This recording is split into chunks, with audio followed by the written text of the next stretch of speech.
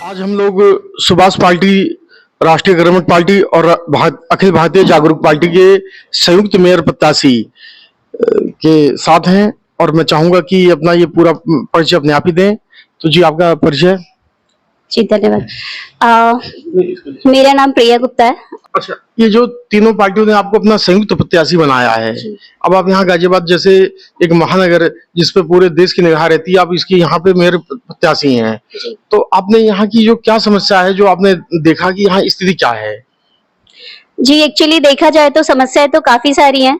हमारी जो टीम है राष्ट्रीय गणतंत्र पार्टी, उसके जो कार्यकर्ता हैं वो गाजियाबाद के कई सारे पिछड़े इलाकों में गए। वहां जाके उन्होंने गाजियाबाद के इलाकों का दौरा किया और ये देखा कि वहां के जो निवासी हैं वो बहुत ज्यादा परेशान हैं। जैसे कि उनके पास सड़कों में खड्डे हैं, सड़कें ही नहीं है, कहीं कहीं तो पानी की समस्या है। वहां पे सीवर का पानी है वो उनके घरों में अंदर तक घुसा है, जिससे वे बहुत ज्यादा परेशान रहते हैं।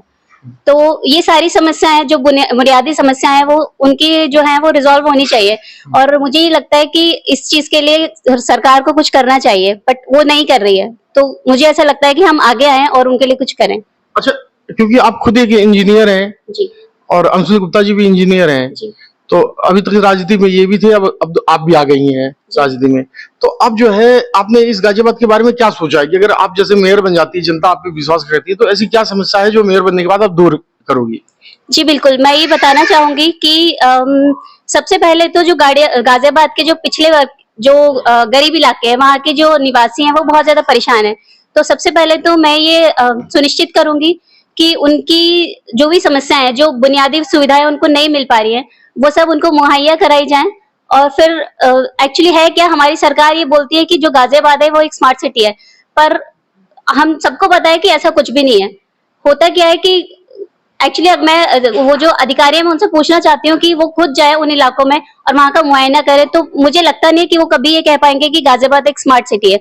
तो इसको स्मार्ट सिटी बनाने के लिए हमें जो पिछड़े इलाके हैं उनकी जो समस्या है उनको दूर करना है, प्लस जो अभी जो सरकार कहती है जो क्षेत्रों को, जिन क्षेत्रों को वो ये कहती है कि वो डेवलप्ड एरियाज है गाजियाबाद के अंदर, बट एक्चुअल में वो भी डेवलप नहीं है। जैसे कि अभी अगर देखा जाए तो हमारी जो पानी की लाइंस हैं और जो सीवर की लाइंस है वो करीब करीब 40 साल से भी ज्यादा पुरानी है जी। तो और वो जर्जर हालत में हो चुकी है। तो उससे होता क्या है, इन दोनों का पानी मिक्स होकर लोगों के घर में जा रहा है, वही उनको पीना पड़ता है।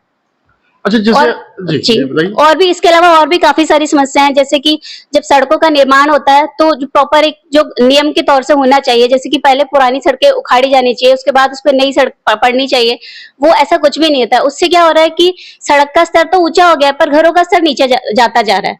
अच्छा, जैसे क्या बोलते हैं, अब आप पहले फैमिली देखती थी, अपनी जॉब भी देखती थी, लेकिन अब आपको राजनीति में एक अलग समय देना पड़ेगा, तो ये कैसे आप मैनेज कर लेंगी? जी, मुझे ऐसा लगता है कि आज के टाइम में जो महिलाएं हैं वो किसी भी क्षेत्र में पुरुषों से पीछे नहीं है। हर क्षेत्र में वो उनके साथ कंधे से कंधा मिलाकर आगे जा रही है। अब अगर मैं अपना ही एग्जांपल लूं तो मैं खुद एक सॉफ्टवेयर इंजीनियर हूं और मैं सॉफ्टवेयर इंजीनियर के साथ साथ मैं अपने घर को भी संभालती हूँ, अपने बच्चों को भी संभालती हूँ। तो मेरा ये मानना है कि अगर मैं घर संभाल सकती हूँ और किसी कंपनी का कार्यरत संभाल सकती हूँ, तो मैं इस अपने शहर को क्यों नहीं संभाल सकती? तो ये मेरे लिए बहुत सौभाग्य की बात होगी कि मैं आगे बढ़ूं और इस देश की बागडोर, इस गाजियाबाद की बागडोर को अपने हाथ में लूं और उसको आगे विकास के राह पर लेके जाऊं।